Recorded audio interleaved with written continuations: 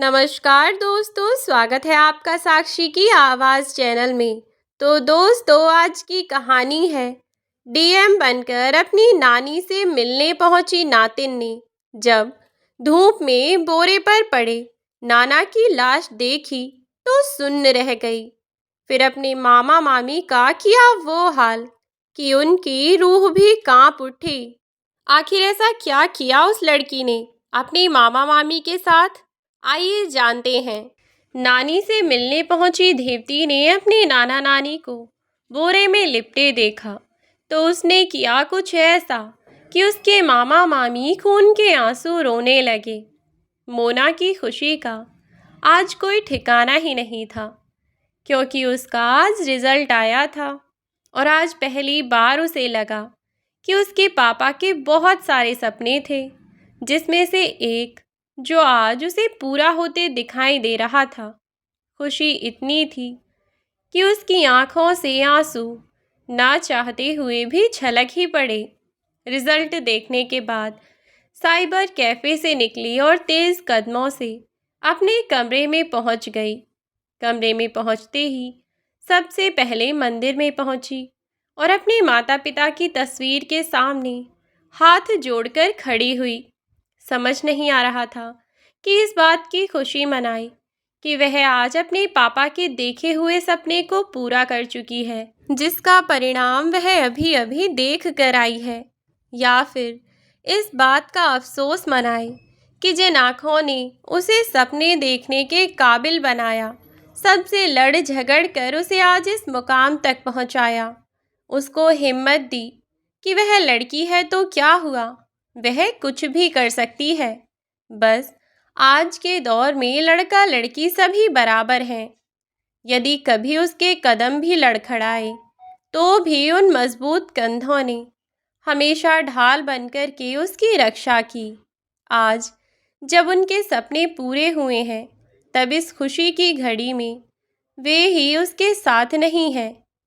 अपने माता पिता को उनकी तस्वीर को हाथ में लेकर के मोना उनसे बोली, पापा, मुझे समझ ही नहीं आ रहा कि मैं खुशी हूँ या दुखी। आज आपके देखे सपने को मैंने पूरा कर दिया है पापा। आपकी बेटी एक अच्छे पद पर सरकारी विभाग में नियुक्त हो गई। आपकी छोटी सी गुड़िया अब बड़ी हो गई है पापा। इतना कहते कहते ही मोना का गला रुंध गया, आंखों में आंसू भर आए। अपने पिता के चेहरे पर हाथ फिराती हुई मोना बोली, पापा, आप क्यों इतनी जल्दी मुझे अकेला छोड़कर चले गए? वैसे तो आपने मुझे इतने बड़े बड़े सपने दिखाए थे, और अब जब उन सपनों के पूरे होने की बारी आई है तो आप मुझे छोड़कर चले गए। पापा, ऐसा थोड़ी होता है पापा। आज आपके लिए, मेरे लिए, माँ के लिए, हम सबके लिए कितना बड़ा दिन था, कितनी खुशी का दिन था। और इस दिन भी मैं आज अकेली ही हूँ पापा। और आप माँ, आप भी तो कितना कुछ चाहती थीं, क्या क्या सपने देखे थे कि जब मेरी नौकरी लग जाएगी तब आप क्या क्या करोगी, मैं आपके लिए क्या क्या करूँगी, हम अपना छोटा सा घर कैसे बनाएंगे जो दादा दादी के घर से दूर होगा, जिसमें हमारा अपना होगा सब कुछ, जिसको आप हक से कह सकोगी कि ये सब कुछ मेरी बेटी की कमाई का है। और फिर न तो बुआ और ना ही कोई और हमसे कुछ कह पाएंगे, तो फिर क्यों माँ, आज सब कुछ मुझे अकेले ही करना पड़ रहा है। कहते कहते फूट फूट करके मोना रोने लगी। आंखों से आंसू लगातार ही बहे जा रहे थे। रोते रोते न जाने कब उसकी आंख लग गई, या मानो वह अपने सपनों में खो गई और याद करने लगी अपने पुराने दिनों को, जब मोना लगभग 8 वर्ष की ही रही होगी। ये उन्हीं दिनों की बात है जब अपने पिताजी संजय के साथ में वह बाजार से सामान खरीदने के लिए बाजार में गई हुई थी, और बाजार में भीड़ बहुत ज़्यादा हो रही थी। चारों ही तरफ वाहन ही वाहन थे। संजय ने बाइक एक तरफ खड़ी की और मोना को साथ में लेकर के सामान खरीदने लगे। सामान खरीदने के बाद में उन्होंने अपना सामान बाइक पर रखा और वहाँ से अपने घर जाने के लिए बाइक को मोड़ दिया। वैसे तो संजय अपने हिसाब से बहुत अच्छे से बाइक को चला रहा था, लेकिन बाजार में भीड़ बहुत अधिक होने के कारण पीछे से किसी ने उसकी गाड़ी में टक्कर मार दी और वह अपने से आगे जा रही एक अन्य बाइक से टकरा गया। जैसे ही संजय उस गाड़ी से टकराया तो आगे वाले व्यक्ति का कुछ सामान बाइक से गिर गया। संजय जल्दी से अपनी बाइक खड़ी की उसने और वह भागकर उस व्यक्ति के पास पहुंचा। संजय ने ही उसका सामान उठाकर उसे पकड़ाया और उसे सॉरी भी बोला, लेकिन उस व्यक्ति ने एक भी मिनट ना लगाते हुए संजय का कॉलर पकड़कर उसमें थप्पड़ बजाने शुरू कर दिए। पीछे खड़ी मोना यह सब देख रही थी।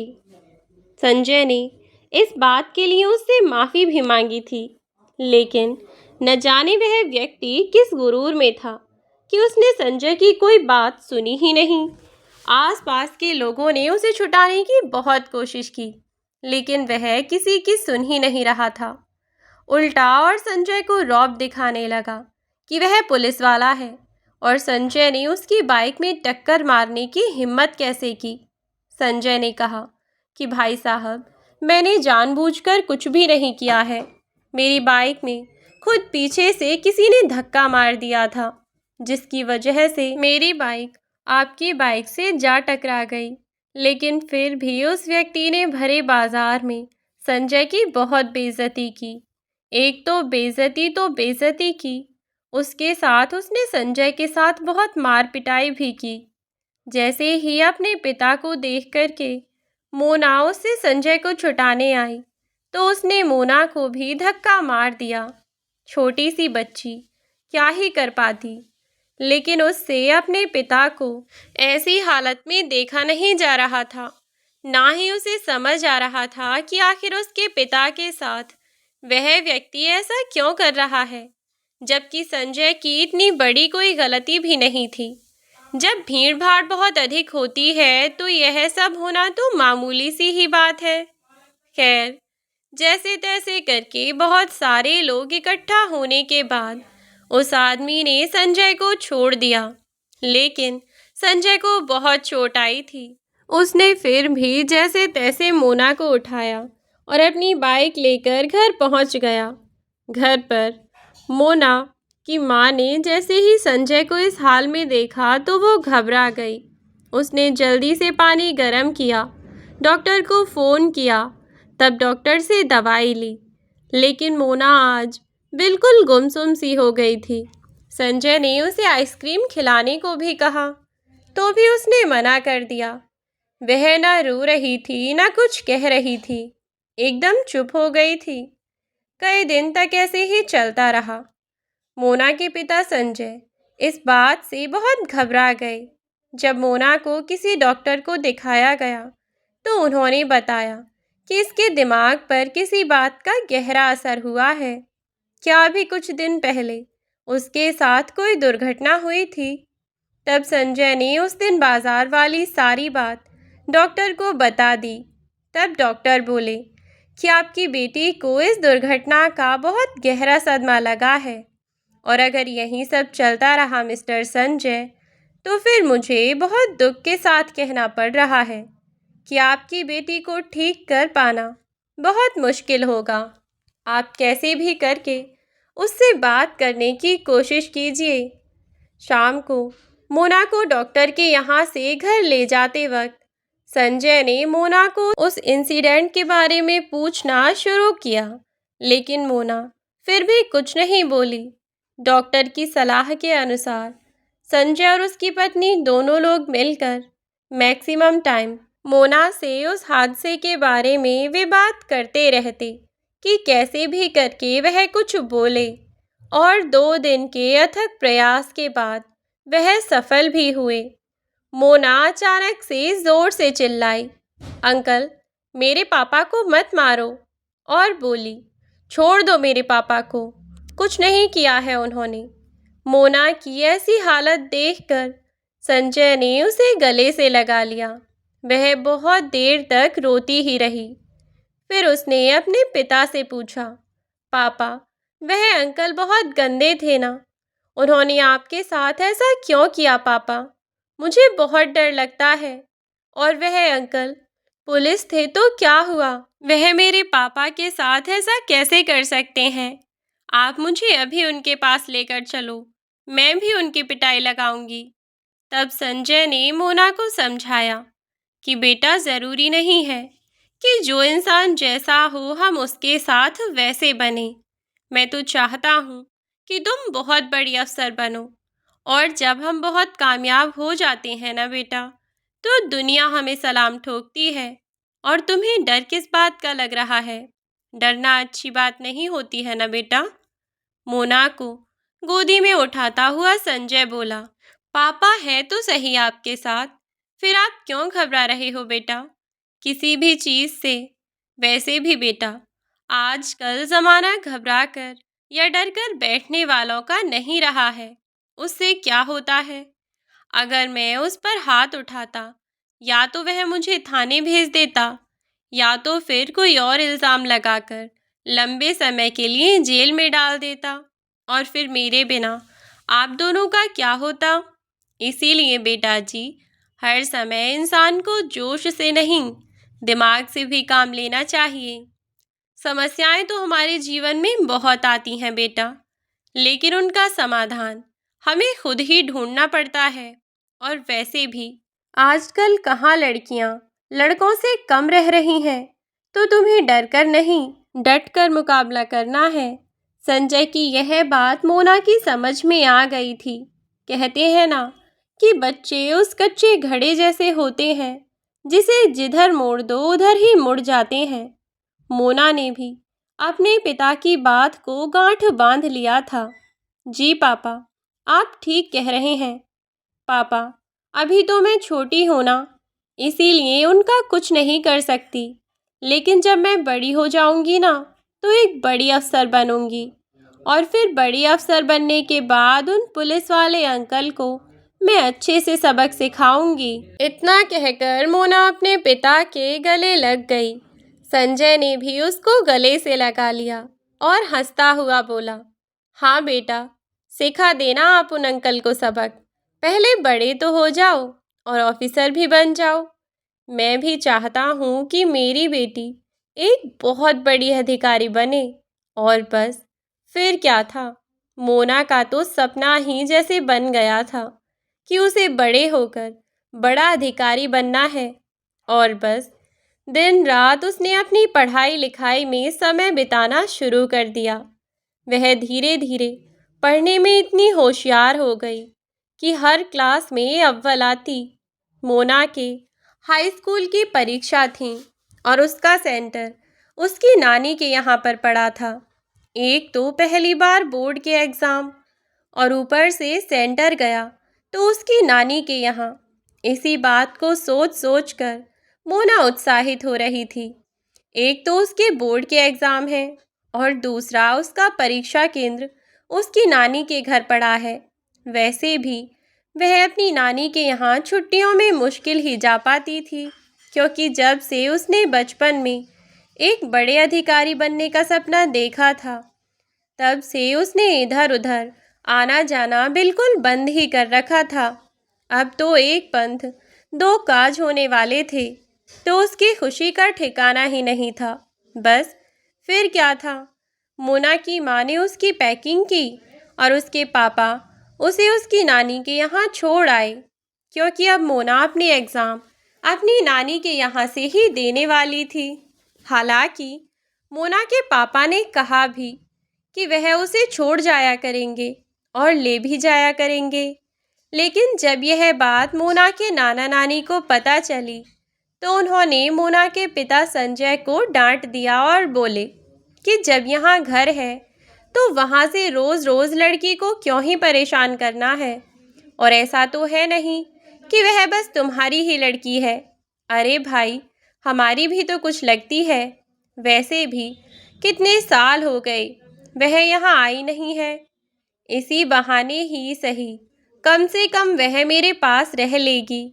जब मोना की नानी ने यह सब बातें कहीं तो मोना के पिता संजय भी इस बात के लिए राजी हो गए और मोना को उसकी नानी के यहाँ छोड़ आए। मोना को अपनी नानी से पहले ही बहुत लगाव था, लेकिन पढ़ाई के चक्कर में वह आ नहीं पाती थी। मोना के एग्ज़ाम्स स्टार्ट हो गए। वह मन लगाकर दिन रात पढ़ाई करती और फिर अपना एग्ज़ाम देने चली जाती। आने के बाद अपने नाना नानी के साथ बैठकर ढेर सारी बातें किया करती थी। अब तो उसने पूरे घर को संभाल लिया था, क्योंकि मोना का घर गांव में था और उसकी नानी का घर शहर में था। तो मोना को वह शहर पसंद आ गया और फिर जिस तरीके से उसे पढ़ाई चाहिए थी, उस तरीके की पढ़ाई और माहौल उसे गांव में तो नहीं मिल सकता था। जब वह अपने नानी नाना के पास रही तो उसका भी मन अपनी नानी के साथ लग गया। मोना के एग्ज़ाम ख़त्म होने के बाद उसने अपने पिता को उस कॉलेज के बारे में बताया। उस कॉलेज में जहां उसका सेंटर पड़ा हुआ था, उसने संजय को बताया कि वह बहुत बड़ा कॉलेज है। अगर वह वहां से पढ़ाई करेगी तो उसके लिए आगे की पढ़ाई और भी आसान हो जाएगी। संजय भी तो अपनी बेटी के सपनों को पूरा ही करना चाहता था। बचपन से उसने अपनी बेटी को हर बात में सपोर्ट किया था। हालांकि मोना उनकी इकलौती बेटी थी, लेकिन फिर भी उन दोनों ने दिल पर पत्थर रखकर अपनी बेटी को अपने ससुराल में छोड़ दिया ताकि मोना अपनी पढ़ाई लिखाई अच्छे से कर सके। हाई स्कूल का रिज़ल्ट आया और मोना ने बहुत अच्छे अंकों के साथ अपनी हाई स्कूल की परीक्षा पास की। बेटी का लक्ष्य और उसकी पढ़ने में लगन को देखकर संजय ने भी उसका एडमिशन इसी शहर में करवा दिया जहां उसकी ससुराल थी। अभी तक मोना के मामा जी की भी शादी नहीं हुई थी, तो उस घर में मोना के नाना नानी, मोना और उसके मामा ही रहा करते थे। मामा भी एक अच्छी कंपनी में नौकरी पर लग गए, पर मोना मन लगाकर दिन रात लगन के साथ पढ़ाई करती और अपने नाना नानी का बहुत अच्छे से ख्याल भी रखा करती थी। समय धीरे धीरे यूं ही बीते जा रहा था और इस बार मोना को अपनी नानी के यहाँ रहते हुए लगभग 2 साल हो चले थे। इन 2 सालों के बीच नाना नानी के पास रहने के कारण मोना का लगाव अपने नाना नानी के प्रति और ज़्यादा बढ़ गया था। हालांकि वह अपने नाना नानी से प्यार तो पहले भी किया करती थी, लेकिन पहले वह उनसे थोड़ा दूर रहा करती थी। लेकिन पढ़ाई के चक्कर में इन 2 सालों में वह अपने नाना नानी के ही पास रही, तो उसका लगाव दिन रात अपने नाना नानी के प्रति बढ़ता ही जा रहा था। मोना के 12वीं कक्षा के पेपर आ चले थे। मोना ने मेहनत के साथ अपने पेपर दिए और एक बार फिर से पूरे शहर में उसने अपने कॉलेज का नाम रोशन किया और वह इंटरमीडिएट की परीक्षा में एक अच्छी रैंकर बनकर उभरी। मोना का ध्यान बस अपनी किताबों में रहता या तो फिर अपने नाना नानी की देखभाल की ओर। इधर उधर आलतू फालतू की बातों में उसका कोई ध्यान नहीं था। जैसे मोना की पढ़ाई पूरी हुई और इंटर ख़त्म हुई तो मोना ने अपने पिताजी से अपना एडमिशन कॉलेज में करवाने के लिए कहा और संजय ने भी अपनी बेटी का शहर के सबसे बड़े और नामी कॉलेज में दाखिला करवा दिया। वहाँ मोना ने बीए में एडमिशन लिया और साथ ही साथ यूपीएससी की तैयारी भी करने लगी, क्योंकि अभी तक तो मोना के माता पिता उसका पूरा खर्चा किसी न किसी बहाने से उसके नाना नानी या मामा को दे दिया करते थे, तो कोई दिक्कत भी नहीं थी। और अभी तक मोना के मामा की भी शादी नहीं हुई थी। इधर मोना का कॉलेज में दाखिला हुआ, उधर मोना के मामा रोहन के रिश्ते आने शुरू हो गए और फिर मोना के नाना नानी ने भी एक ठीक ठाक सी लड़की देखकर मोना के मामा से उसकी शादी कर दी। बहुत धूमधाम से, बड़े उत्साह और चाव के साथ मोना के नाना नानी ने उसके मामा रोहन की शादी रोशनी से की थी। रोशनी देखने में बहुत सुंदर थी। मोना के मामा को जैसे ही फोटो दिखाया गया, पहली ही नज़र में उसको रोशनी भा गई और उसने शादी के लिए हाँ कर दी। शादी से पहले बिचौलिए ने रोशनी की बड़ी तारीफ की थी कि बड़ी संस्कारी लड़की है, ऐसा है वैसा है। सब ने बिचौलिए की बात को विश्वासमय मानकर शादी के लिए हामी भर दी। शादी होकर रोशनी रोहन के घर आ गई। मोना को भी लगा कि अब उसकी मामी आ गई है, तो जब वो आगे की कोचिंग करने शहर जाएगी तो नाना नानी की चिंता नहीं रहेगी। अब मामी उनका ख्याल रख लिया करेंगी। मोना दिन रात लगन के साथ पढ़ाई करती और अपने नाना नानी का बहुत अच्छे से ख्याल भी रखा करती थी। समय धीरे धीरे यूं ही बीते जा रहा था और इस बार मोना को अपने नाना नानी के यहाँ रहते हुए लगभग 4 साल हो चले थे। इन 4 सालों में अपने नाना नानी के पास रहने के कारण मोना का लगाव अपने नाना नानी के प्रति और ज़्यादा बढ़ गया था। हालांकि वह अपने नाना नानी से प्यार तो पहले भी किया करती थी, लेकिन पहले वह उनसे थोड़ा दूर रहा करती थी। लेकिन पढ़ाई के चक्कर में इन 4 सालों में वह अपने नाना नानी के पास रही तो उसका लगाव उनके प्रति बढ़ता जा रहा था। और अब तो रोहन की भी शादी हो चुकी थी। शादी होकर रोशनी रोहन के घर आ गई। घर आने के बाद शादी के अगले दिन से ही रोशनी ने अपने रंग ढंग दिखाने शुरू कर दिए। शुरुआत में मोना की नानी को लगा कि शायद अभी नई जगह है, नए लोग हैं, तो मोना की मामी रोशनी को यह सब समझने में कुछ समय लगेगा और इसीलिए वे बेचारी कुछ न कहती। लेकिन समय बढ़ने के साथ साथ रोशनी की नालायकी और बदतमीजी बढ़ने लगी थी। वह ना तो घर का कोई काम करती, ना ही किसी की कोई इज्जत। उसके मन में जो आता वह उल्टा सीधा वही काम किए जाती। रोहन के ऊपर जैसे उसने जादू कर दिया था। जैसे वह कहती वैसे ही रोहन उसकी हाँ में हाँ मिलाता। न जाने क्या क्या पट्टी पढ़ा दी थी उसने रोहन को। अब तो वह मोना के साथ भी ठीक से व्यवहार ना करती। मोना सारे घर का काम करती और अपने नाना नानी की देखभाल करती और फिर अपनी पढ़ाई भी किया करती। लेकिन रोशनी को यह सब देखकर भी 1% भी शर्म नहीं आती। बिना किसी बात के न जाने क्या क्या सुना दिया करती वह मोना को। लेकिन मोना का लक्ष्य नौकरी लगाना था। वह चाहती तो वह यहाँ से अपने माता पिता के घर भी जाकर रह सकती थी, लेकिन उसे यह ठीक नहीं लगा। कम से कम मोना यहाँ थी तो अपने नाना नानी की देखभाल तो कर ही रही थी। उसके वहाँ से चले जाने के बाद क्या पता उसकी मामी उसके नाना नानी के साथ कैसा बर्ताव करे।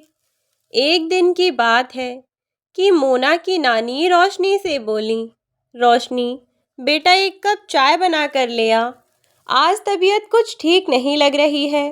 रोशनी ने इस बात का कोई जवाब तो नहीं दिया और उठकर चाय बनाने के लिए चली गई। इधर मोना की नानी की आंख लग गई। जब उनकी आंख खुली तो एक चीख के साथ खुली, क्योंकि मोना की मामी रोशनी ने उसकी नानी ममता जी का हाथ पकड़कर गर्म चाय के प्याले में डुबो दिया, जिससे उनकी चीख निकल गई। मोना भागकर वहां पहुंची तो देखा उसकी नानी के हाथ पर फफोके पड़े हुए हैं।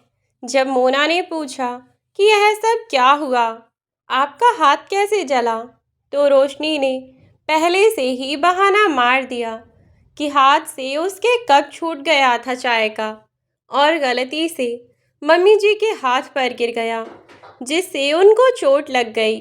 लेकिन असली बात ममता जी भी जानती थीं और रोशनी भी जानती थी। हालांकि कहीं ना कहीं इस बात की थोड़ी बहुत भनक मोना को भी थी, और शायद यही वजह थी कि उसने पहले से ही अपने नाना नानी के ऊपर आने वाले खतरे को भांप लिया था, जिसके कारण वह वहां से कहीं दूर जाना नहीं चाहती थी। यूं ही धीरे धीरे करके 2 साल का समय बीत गया। तीसरी साल शुरू हो गई और इस साल मोना की बीए भी कंप्लीट हो गई। बीए की पढ़ाई कंप्लीट करने के बाद कुछ दिनों के लिए मोना को बाहर तैयारी करने के लिए जाना था। मोना ने जब अपने मन की इच्छा अपने पिता को बताई तो उसके पिता संजय ने फटाक से हामी भर दी और वह अपनी कार लेकर मोना को छोड़ने के लिए चले गए। अपने नाना नानी को मोना थोड़ा पहले ही समझा कर गई थी। मजबूरी थी। जिन सपनों के लिए उसने अब तक जी तोड़ मेहनत की थी, वह मंजिल बस कुछ ही और दूर बची थी, और इसीलिए ना चाहते हुए भी बेमन से मोना अपने नाना नानी को अपने मामा मामी के पास छोड़कर दूसरे शहर तैयारी करने के लिए चली गई। मोना के माता पिता ने उसे अच्छे तरीके से वहां छोड़ा, उसके हॉस्टल की फीस भरी और वहां से वापस अपने घर के लिए लौट चले। लौटते समय संजय को अंधेरा हो गया था और अंधेरे में उनके साथ एक ऐसी दुर्घटना घट गई जिसमें उन दोनों की जान चली गई। मोना को जब यह खबर मिली तो वह अंदर से पूरी तरीके से टूट गई थी। उसका पढ़ाई में बिल्कुल भी मन नहीं लगता, लेकिन उसके नाना नानी ने उसकी हिम्मत बंधाई और उसे समझाया कि जो होना था वह हो गया। कम से कम वह उनके सपनों को तो पूरा कर सकती है ना। बेटा, अपने पिता के सपने को जिंदा रखना तुम्हारा सबसे पहला कर्तव्य है। अपने नाना नानी की बात सुनकर मोना फिर से उठ खड़ी हुई और पढ़ाई में जी जान लगा दी। उसने यूपीएससी का पेपर दिया और प्रथम प्रयास में ही वह उस परीक्षा में पास हो गई। उस परीक्षा के बाद जितने भी चरण में द्वितीय परीक्षा, इंटरव्यू, सबको पास करने के बाद आज मोना का रिजल्ट आया था। यही सब सोचते हुए उसकी आंख खुली तो उसने पाया कि शाम हो चुकी है। उसे याद आया कि उसे अपने नाना नानी से भी तो मिलना चाहिए। मम्मी पापा न सही, नाना नानी का आशीर्वाद ही ले लूंगी। और बस यह सोचकर अगली सुबह वह अपना सामान लेकर वह अपने नाना नानी के घर के लिए वहां से रवाना हो गई। जैसे ही वह अपने नाना नानी के घर पहुंची तो उसने पाया कि उसके घर का ताला लगा हुआ है। आसपास के लोगों से पूछने पर बताया कि ये लोग शाम को वापस आएंगे, कहीं बाहर गए हुए हैं। मोना ने शाम तक वेट किया और जब उसके मामा मामी घर आए तो वह उनके पास पहुंची। मोना यह तो जानती थी कि उसके मामा मामी किस तरीके के इंसान हैं, लेकिन वह यह नहीं जानती थी कि वह इतना नीचे गिर सकते हैं। जब मोना घर पहुंची तो उसने अपने मामी से नाना नानी के बारे में पूछा तो रोहन ने बताया कि मम्मी पापा अपने किसी दोस्त के यहाँ गए हुए हैं। रोशनी ने मोना के साथ बहुत अच्छा व्यवहार किया। मोना समझ नहीं पा रही थी कि उसके मामा मामी एकदम से इतना कैसे बदल सकते हैं। उसके मन में कहीं ना कहीं शक के कीड़े घर कर गए थे। उसको अपने मामा मामी की बात पर यकीन नहीं हो रहा था, क्योंकि आज तक उसके नाना नानी यानी कि ममता जी और उनके पति कहीं भी नहीं गए थे। फिर आज अचानक से अपने किसी दोस्त के यहाँ कैसे जा सकते थे। जब मोना ने आज रात वहीं रुकने की बात कही तो उसके मामा मामी ने बहाने बनाने शुरू कर दिए। अब मोना रोशनी और रोहन की बातों से इतना तो समझ ही गई थी कि कुछ तो गड़बड़ है। आखिर ऐसा क्या है कि वह नहीं चाहते कि मोना इस घर में रुके, जबकि वह मोना के साथ बहुत अच्छे से व्यवहार कर रहे थे। उसकी मामी रोशनी बिल्कुल विपरीत व्यवहार कर रही थी। जबकि जब मोना यहाँ रहती थी तो वह बड़े बेकार तरीके से उल्टे सीधे मुंह बनाकर उससे बात किया करती थी। इसी सब उधेड़बुन में मोना वहां से निकली और कुछ सोचती हुई जा ही रही थी कि सामने एक व्यक्ति से टकरा गई। वह व्यक्ति कोई और नहीं बल्कि मोना की सहेली के पिताजी थे। वे मोना को देखकर बहुत खुश हुए और मोना को अपने साथ अपने घर लेकर गए। वहां पर मोना को उसकी सहेली भी मिली। दोनों ने बहुत देर तक आपस में बैठकर वहीं बातचीत की। इतने में ही चाय नाश्ता आ गया। उन्होंने अपनी सहेली के साथ बैठकर चाय नाश्ता किया, खाना खाया और आराम करने चली गईं। बातों बातों में उसने बताया कि उसके मामा मामी ने उसके नाना नानी के बारे में क्या क्या बताया है। तब उसकी सहेली बोली कि यार मोना, अंकल दिखाई नहीं दिए बहुत दिन से, लेकिन अगर तू कह रही है तो इस बात का पता लगाना पड़ेगा। और फिर मोना और उसकी सहेली दोनों जुट गए इस बात का पता लगाने के लिए कि आखिर उसके नाना नानी गए तो कहाँ गए और उसके मामा मामी रोहन और रोशनी आखिर उनसे क्या बात छिपा रहे हैं। एक दिन मोना बैठकर कुछ सोच रही थी कि उसकी सहेली भागती दौड़ती हुई उसके पास आई और उससे बोली, मोना जल्दी चल, तेरे नानी नाना के बारे में कुछ पता चला है। इतना सुनकर मोना फटाक से उठी और बोली, कहाँ है नानी? तब मोना की सहेली बोली, चल मेरे साथ चल। और वह मोना का हाथ पकड़कर उसके मामा के घर में ले गई। उसके मामा का घर 3 मंजिल बना हुआ था। उसकी सहेली ने इधर उधर झांक कर देखा, कोई नजर नहीं आया तो वह फटाफट से मोना का हाथ पकड़कर झीने के रास्ते 3री मंजिल पर पहुंच गई।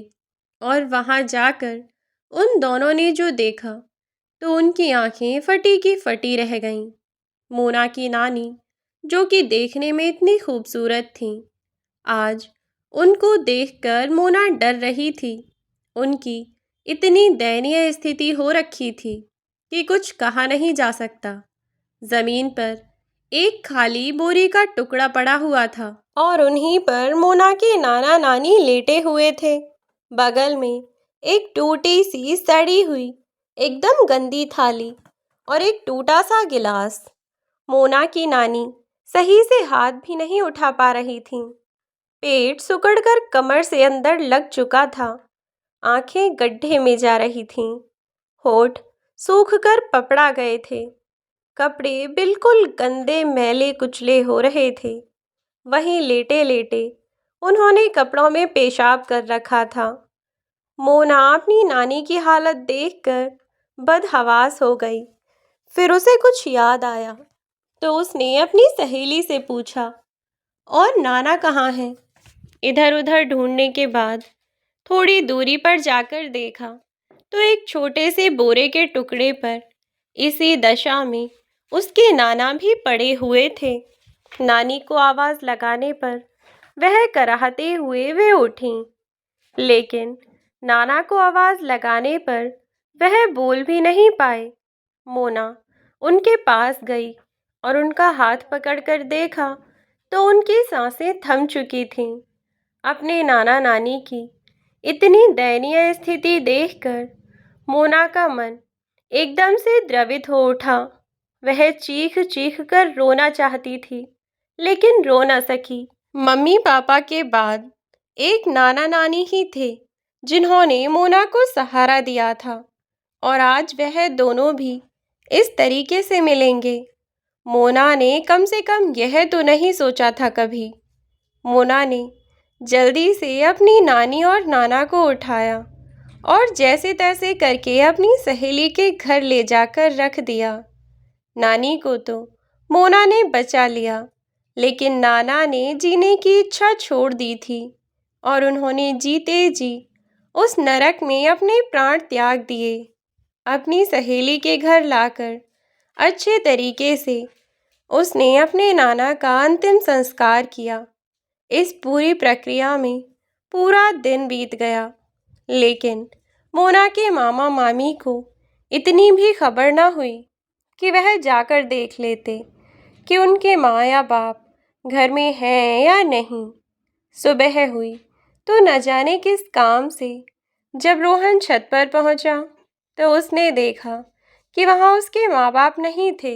यह देखकर वह चौंक गया और नीचे भागता हुआ आया और अपनी पत्नी से बोला, रोशनी, मम्मी पापा कहाँ गए हैं? वह छत पर नहीं है। इतना सुनते ही रोशनी सकपका गई कि छत पर नहीं है तो कहाँ गए।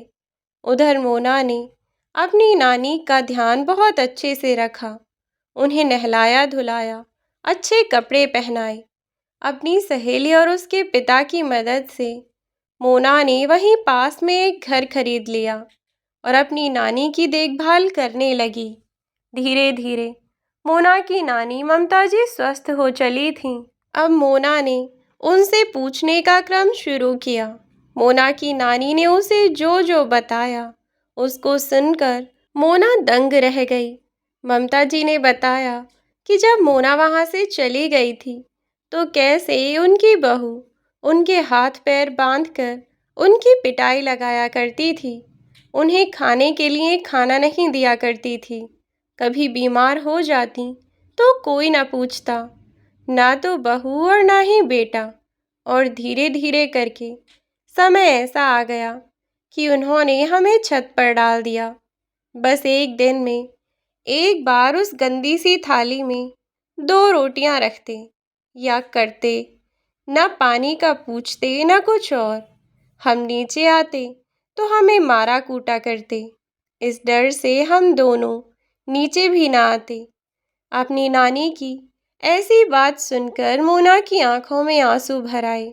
बताते हुए ममता जी भी फूट फूट कर रोने लगीं। बस मोना को इसी समय का तो इंतजार था। मोना ने देरी ना करते हुए फटाफट से पुलिस को फ़ोन किया और वहां बुला लिया। उधर मोना के मामा मामी अभी तक ढूंढने में लगे थे कि उनके माँ बाप गए तो कहाँ गए। इधर जब पुलिस उनके दरवाजे पर पहुंची तो वह उन्हें देखकर चौंक गए।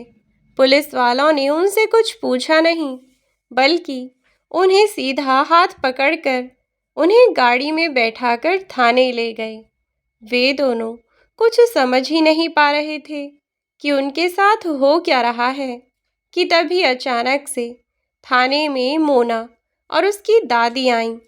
मोना को देखते ही इंस्पेक्टर ने मोना को सैल्यूट मारा। उसके लिए बढ़िया चाय नाश्ते का इंतज़ाम किया गया। मोना की नानी की भी आओ भगत बड़े अच्छे तरीके से की गई, क्योंकि मोना अब पहले वाली मोना नहीं रही थी। अब वह इस जिले की डीएम बन चुकी थी। इंस्पेक्टर ने पूछा कि मैडम, क्या चाहती हैं आप? उनके साथ क्या किया जाए? तब मोना ने अपनी नानी की तरफ इशारा करते हुए कहा, इंस्पेक्टर साहब, यह दोनों मेरे नहीं, मेरी नानी के गुनहगार हैं।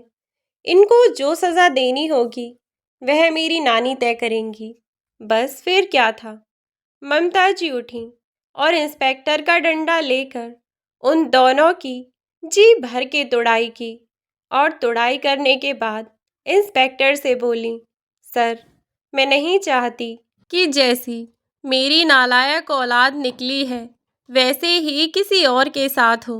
मैं चाहती हूँ कि उनके साथ कुछ ऐसा किया जाए जिससे और औलादों को सबक मिले कि माता पिता पर अत्याचार करने का क्या नतीजा होता है।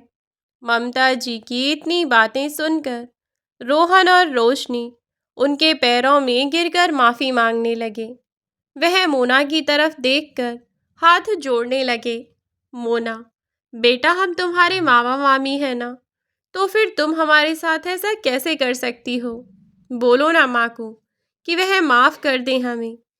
दोनों की इतनी बात सुनकर मोना को बहुत ज़ोर से गुस्सा आया और उसने भी एक ज़ोरदार तमाचा अपनी मामी के मुंह पर दे मारा और बोली, खबरदार, इस जुबान से तुमने मेरे साथ अपना कोई रिश्ता बताया ना। तुमसे ना मेरा और ना ही मेरी नानी का तुमसे कोई रिश्ता है, समझी तुम? इंस्पेक्टर, ले जाओ मेरे सामने से इन्हें यहाँ से। और इस तरीके से मोना ने अपनी नानी के अत्याचारियों को उनके कर्मों की सज़ा दिलवाई। आज रोहन और रोशनी जेल में पड़े हुए सड़ रहे हैं और मोना अपनी नानी के साथ खुशी खुशी रह रही है। मोना की नानी ने एक अच्छा सा लड़का देखकर उसकी शादी कर दी और अब उनका परिवार पूरा हो गया। वह अपनी नानी के साथ बहुत खुश रहती है। तो दोस्तों, यह थी हमारी आज की कहानी। यह कहानी आपको कैसी लगी और इस कहानी से आपको क्या सीखने को मिला, हमें कमेंट बॉक्स में कमेंट करके ज़रूर बताइएगा। यदि आपको यह वीडियो अच्छी लगी हो तो वीडियो को लाइक करके शेयर कीजिए। यदि चैनल पर नए हो तो चैनल को सब्सक्राइब करना बिल्कुल ना भूलें। आज के लिए बस इतना ही। अब मिलते हैं आपसे एक नई वीडियो में एक नई कहानी के साथ। तब तक के लिए बाय बाय मेरे प्यारे दोस्तों। अपना ख्याल रखें और सुरक्षित रहें।